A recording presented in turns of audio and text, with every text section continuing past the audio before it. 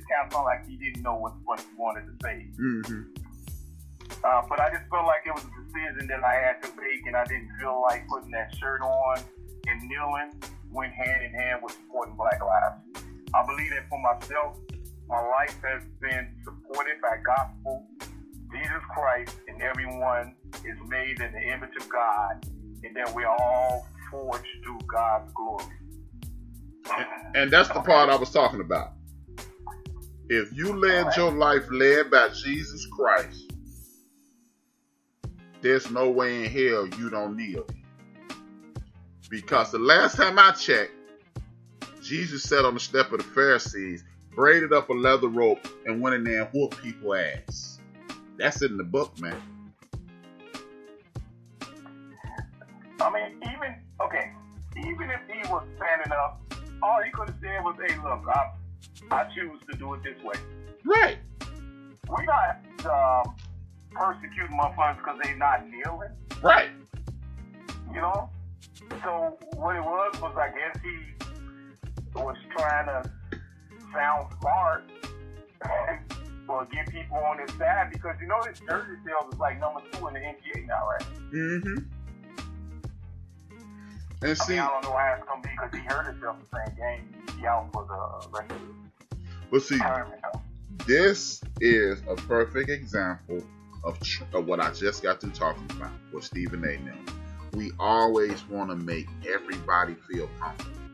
If the young see, again, this is 2 things at work, if you ask me.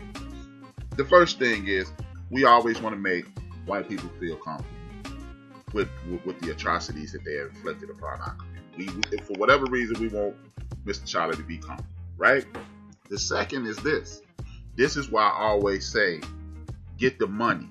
Because if it was about the money, if it was about winning and things like that, it'd have been a Rick Mahorn type, a Charles Oakley type, a such and such type, Antonio Davis. You know, those dudes who you hear time and time again, how they grab the young boys, educate the young boys on how to deal with the media and move forward. If it was about winning, they'd have those old veterans in the locker room, and then he would have been able to turn to one of those brothers and go, hey man, I'm not sure about this kneeling. And they just said, well, young brother, you ain't got to kneel, and you ain't got to tell nobody why you ain't kneeling. Just stand there. We ain't got no issue with you. It's because it has already been litigated time and time again. Charles, Shaq, Kenny, Ernie, they spoke on it. You ain't a bad guy if you don't kneel. He could just say, I just choose not to kneel. But we got to make folks feel comfortable, and they got rid of those men out of the locker room. Now it's a locker room filled with boys, and now you got young brothers like him, and we making fun of him. Myself, I'm making fun of him. You not. Now I'm making fun of him. I'm ridiculing him. I'm questioning his judgment. I'm talking about him. It's because that's why I keep saying, hey, it ain't a bad thing to go to college. Like everybody, oh no, they exploiting them. But when you go to college, you learn how to articulate your thoughts better because you're you're in an institution of education. You're better equipped to face the world after 2, 3, or 4 years of college. And then when you got these veterans in the locker room, like Rick Mahorn, like Charles Oakley mentioned on Vlad TV, he said, hey man, the young boys listen to me. And if you got one of those, got Rick Mahorn say he took all the rookies off and bought them suits. Charles Oakley said he grabbed KD at the Jordan party and said, man, you don't show up here at the Jordan party no damn jogging suit. It's little things like that at age 18, 19, 20, when you talking to a 32-year-old man and you know he done been through it, you don't make these mistakes. So this is another case of mainstream media exploiting a young boy, and now his knee fucked up. We don't know how he's going to bounce back. And now, jackasses like myself ridicule him. And you question... He already fucked up his knee at the beginning of the year, so... Right. He's just coming back, man.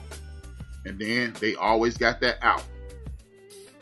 They always got that out. Well, you we gave you a shot and you blew it.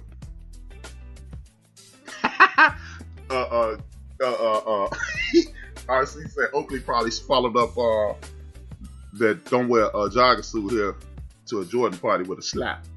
Yeah, he probably did, knowing Charles. Yeah, that cat smacked Barkley. You remember that? Yeah, he smacked the hell out of Barkley, and everybody in the world still waiting on him to swing back with his tough Tony ass. But yeah, man, this is why I always say, man, get the money, fuck them rings. I mean, do I want Chief Rocker team to win the ring? Do I want Sacramento fans to win the ring? Yeah, I want everybody to. I want everybody. I want sports to go back to the way it was in the 90s when we could all talk crazy to each other. I wanted to go back to that. But in order for it to go back to that, everybody got to go back to that.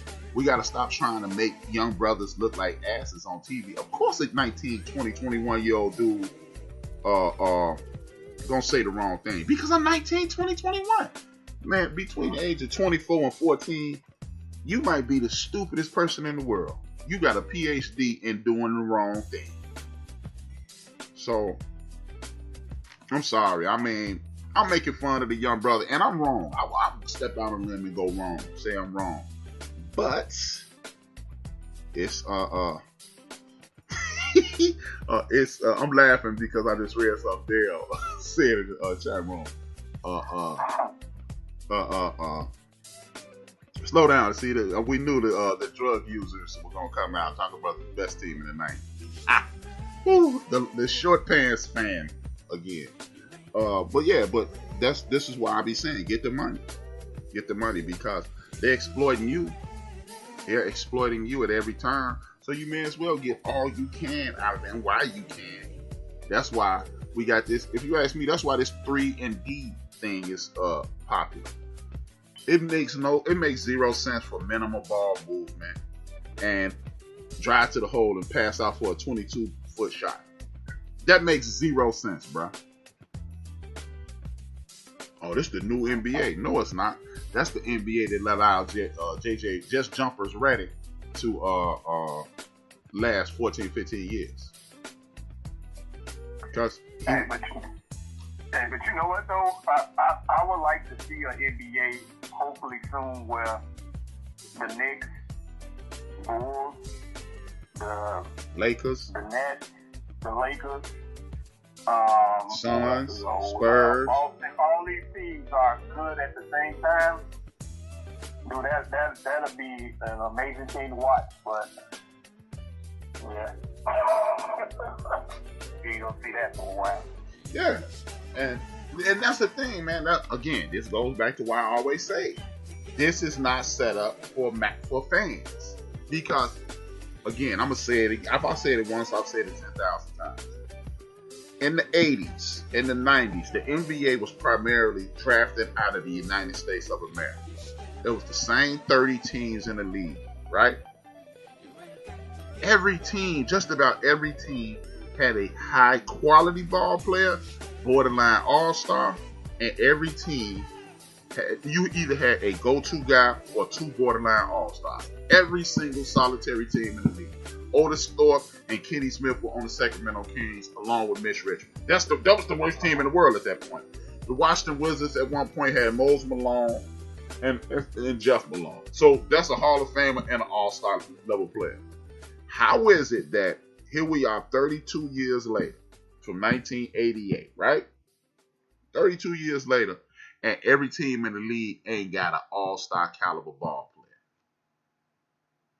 But and now you getting people from Africa, you getting people from all over Asia, you getting people from Australia, you getting people from Europe, you getting people from South America, Mexico, Canada, and the United States, but y'all can't field quality ball players on all these teams? Y'all not trying to. Y'all not trying to. There are over 300 Division I AA basketball teams.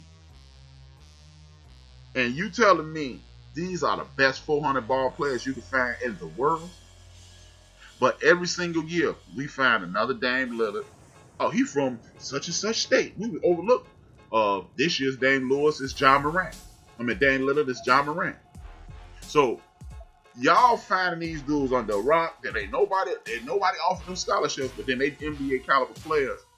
But those are the only two dudes. Those are the only two dudes in those low-level Division I basketball programs. Scottie Pippen and that dude who used to play for the Lakers, the only two ball players that come from NAIA that were good enough. No. it does not do you good to have 4-year players in the National Basketball Association, because when you're 22 years old, you're a lot smarter than you were when you were 18. 22, 23, you're a lot smarter than you were when you were 18, and you did not have a chance. Then you're not going to make the same stupid ass mistakes that you made when you're 18. And then if you got 4-year dudes in there, 3 and 4-year players, you got the Charles Oakleys and those D-grade cousins, Maurice Luther. Those dudes are gifting knowledge, gifting self-control, gifting maturity to these young boys. And that's not a good thing. For business, is not. Because then at some point, the poor and working class people that look like me and you are going to be working at the Dame Lillard grocery store in Oakland, at the Tyson Chandler grocery store in South Central Los Angeles, in Compton, at the Michael Finley grocery store here in Chicago or Maywood, and that LeBron James mentality will catch on, and poor people that look like me and you will establish some form of pride in it. Yeah, well, I mean, you got the Knicks and the Bulls got new management, so hopefully the corner will be turned within the next maybe a year and a half to 2 years. But we shall see that. Yeah, we shall see. It's gonna be interesting. It's gonna be interesting as hell. I don't think it's gonna happen, but hopefully it will, bro. I don't have a lot of faith in it. Hey, I got a question for you. The 76ers, can that team win the way they, as far as with Simmons and Embiid, man? If you hire Larry Brown, they can. Because they don't play no goddamn defense, man. There it is. If the 76ers had the coach that the Toronto Raptors had, they'll win the championship. Or a Denver coach, exactly. That's how you know some of these people are not trying to win, man.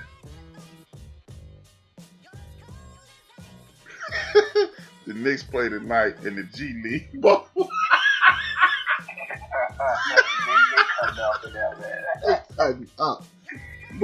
yeah, man, that's how you know these coaches and these teams and their ownership groups are not trying to win. It's not conducive to your bottom line to win in the NBA. Let's just be honest. It does you no favors to win the NBA championship, bro. It don't. Because the Bulls is worth more than the damn Chicago Cubs. See? Twice as look. The Bulls worth more than the Cubs. Twice as many games that you profit from. Your own television network, and the Cubs own their own stadium. The Chicago is a blueprint of what I'm talking about. They are the blueprint on what I'm talking about. Every time they draft somebody who is of substance here in the city of Chicago for the Chicago Bulls, before it's time to pay them, they get rid of them. They pay, or then people. I know there's some people that'll go, well, they paid Rose, they paid Dang, and they paid Joakim Noah. Okay. The Bulls been around for more than 50 years, and they paid 3 people. 4 count Michael Jordan. When it's time to pay Elton Brand, we're going to get rid of you for a high school guy. For 2 high school guys. Tyson Chandler and Eddie Curry. Now, if they would have been one guy, that'd have been worse because then you'd have a defensive guy and an offensive guy. Jamal Crawford started maturing. The Bulls said, it's time to get rid of him. They kept Kirk Heinrich. They even brought him back. Right. He was getting hurt at halftime every game. So, I mean, it's only, to me, in all of sports, we could go through to get down the teams that are really trying to win. The Patriots, the entire NFC East, the Pittsburgh Steelers, the